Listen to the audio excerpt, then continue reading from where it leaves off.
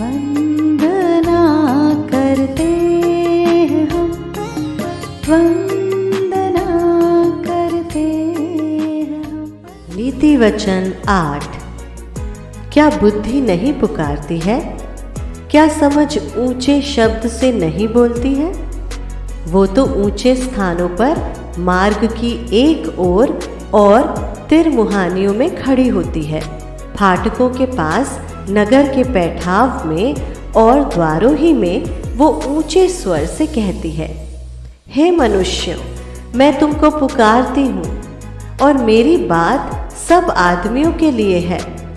हे भोलो, चतुराई सीखो और हे मूर्खों, अपने मन में समझ लो।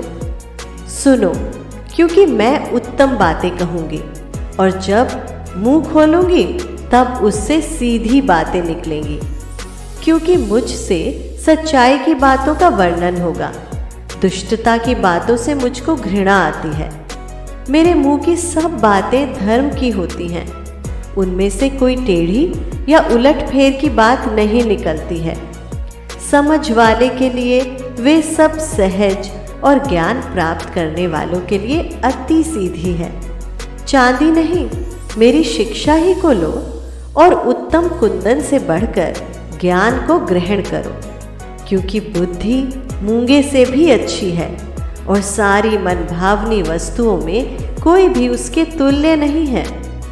मैं जो बुद्धि हूँ, चतुराई में वास करती हूँ और ज्ञान और विवेक को प्राप्त करती हूँ। यहोवा का भय मानना, बुराई से बैर रखना है।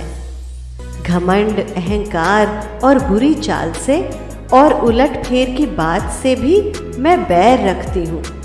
उत्तम युक्ति और खरी बुद्धि मेरी ही है। मैं तो समझ हूँ और पराक्रम भी मेरा है। मेरे ही द्वारा राजा राज्य करते हैं और अधिकारी धर्म से विचार करते हैं। मेरे ही द्वारा राजा, हाकिम और रईस और पृथ्वी के सब न्यायी शासन करते हैं।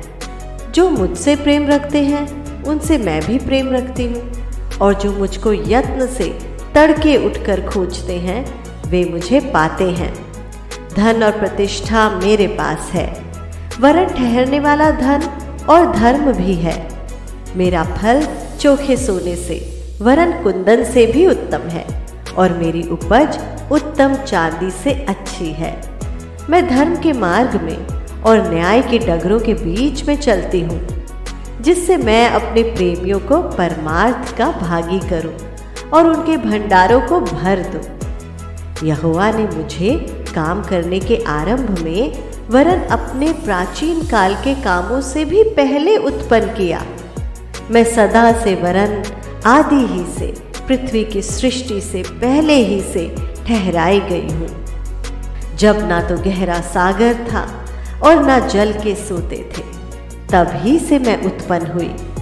जब पहाड़ और पहाड़ियाँ स्थिर न की गई थी, तभी से मैं उत्पन्न हुई।